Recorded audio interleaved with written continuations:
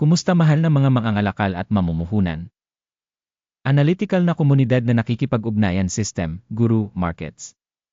Nagsisimula tayo sa pangkalahatang impormasyon tungkol sa kumpanya. Kaunti pa ay isasaalang-alang namin ang bawat parameter ng mas detalyado. Kung kinakailangan, maaari mo itong i-pause. Maaari mong isaalang-alang ng mabuti ang bawat parameter ng organisasyong pinag-aralan. Ngayon ay ihahambing natin ang kasalukuyang mga pangunahing tagapagpahiwatig ng kumpanya Smith Douglas Homes Corp., ticker SEEC. Ginawa ang pagsusuring ito gamit ang kasalukuyang impormasyon mula noong Abril 12, 2025. Sa pamamagitan ng pag-uri Guru Markets Corporation Smith Douglas Homes Corp. Na bibilang sa subkategory Accommodation, 50 kumpanya ang nakikibahagi sa pagtatasa at ito ay napakarepresenta. Makikita natin ang mga desisyong ginawa sa pagtatapos ng video. Ang resulta para sa kumpanya ay 7.5 sa 10 puntos. Ang average na score para sa subkategory ay 1.5 puntos. Kung titignan mo ng malawak sa loob ng buong merkado sa amin sa kabuuan, makikita natin na ang average na resulta para sa buong merkado sa kabuuan ay 1.5 puntos. Laban sa markang 7.5 para sa kumpanya Smith Douglas Homes. Paghahambing ng paggalaw ng presyo ng mga pagbabahagi ng isang kumpanya Smith Douglas Homes at pagbabahagi ng subkategory. Nakikita namin na higit sa 12 buwan ang mga promosyon Smith Douglas Homes nagpakita ng pagbabago ng minus 34.7%. Laban sa mga pagbabago sa presyo sa subkategory na binawasan ng 1.04%. Malinaw na hindi ito nagpapahiwatig ng anuman, ngunit kinakailangang tandaan ang katotohanan ito. Market capitalization ng kumpanya Smith Douglas Homes Corp. Ay $0.17 bilyon. Market capitalization ng subkategory ay $307 bilyon. Smith Douglas Homes Corp. Ay may bahaging 0.055% at isa sa napakaliit na kumpanya sa subkategory. Ang capitalization ng balance ng kumpanya ay tinatayang nasa $0.07 bilyon, na may capitalization ng balance sheet ng subkategory na $83 bilyon. Smith Douglas Homes account para sa isang bahagi ng 0.088%. Nang gumawa ng paghahambing ng mga inookupahang bahagi ng stock exchange at capitalization ng balanse, makikita natin ang mga sumusunod. Ibahagi Smith Douglas Homes Corp. Sa isang subkategory sa kaso ng pagtatasa ng capitalization ng stock market ay 0.055%. Ang capitalization ng balance ay 0.088%. Ito ay 60% higit sa bahagi ng halaga sa pamilihan. Pagtatasa ng bahagi ng kumpanya sa merkado at capitalization ng balance ng subkategory, mabuti 1 puntos. Ang mga obligasyon sa utang ng organisasyon ay nagkakahalaga ng $0.006 bilyon. Utang sa book capitalization ay 8.6% ng kapital. Resulta sa mga utang ng kumpanya, napakahusay 2 puntos. Ang presyo ng stock ng kumpanya sa balanse ng tubo ay 1.05. Ang average para sa subkategory ay 21.9 at ito ay 52% mas mababa kaysa sa average para sa subkategory. Pagtatasa ng mga tagapagpahiwatig ng presyo ng merkado sa kita nito kumpara sa mga organisasyon ng subkategory, napakahusay 2 puntos. Ang tubo sa huling 12 buwan ay $16 na milyon. Ang mga kita sa hinaharap sa susunod na 12 buwan ay inaasahang magiging $15 milyon. Na 4.7% mas mababa kaysa sa kasalukuyang bilang. Pagtatasa ng inaasahang mga tagapagpahiwatig ng kita sa hinaharap kumpara sa mga kumpanya sa subkategory, matitiis 0 puntos. Ang halaga ng kumpanya sa balanse ng kita ay 0.2. Ang average sa subkategory 2 na 70% mas mababa kaysa sa subkategory.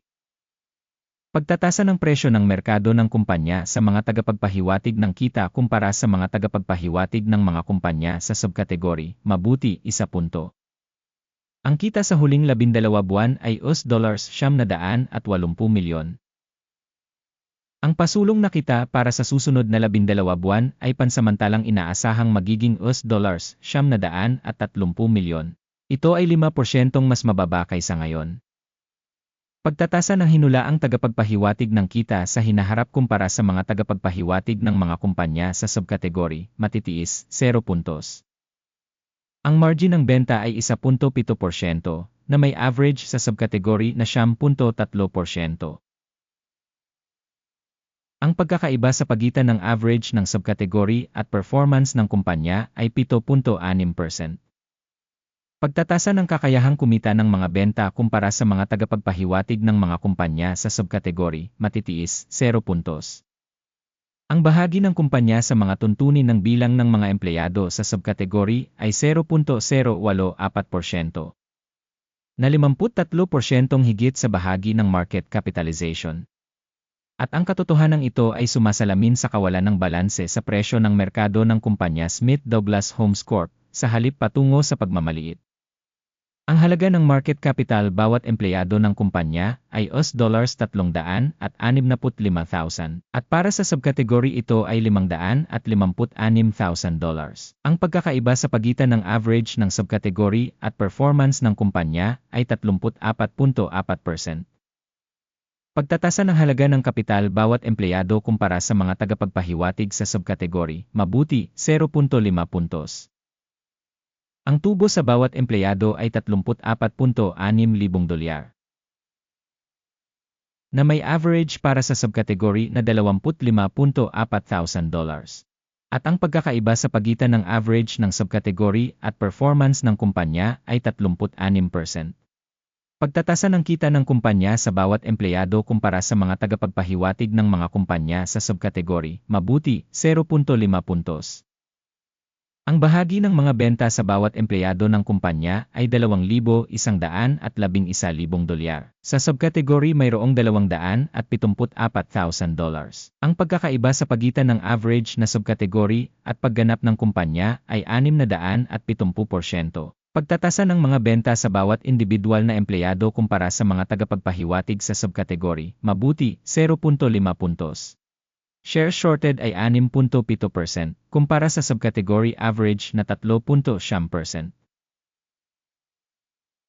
Ito ay isang indicator ng posibleng short squeeze risk. Teknikal na tagapagpahiwatig RES-14 na nagpapakita ng antas na 42% para sa kumpanya Smith Douglas Homes Corp. Para sa subcategory, ang antas ng RC-14 na ay 41%. Potensyal, ang mga mahalagang papel ng subkategory ay pinahahalagahan sa parehong paraan tulad ng mga pagbabahagi ng kumpanya Smith Douglas Homes. Ang aktual na pagtatasa ng mga bahagi ng kumpanya ay humigit kumulang $18.74.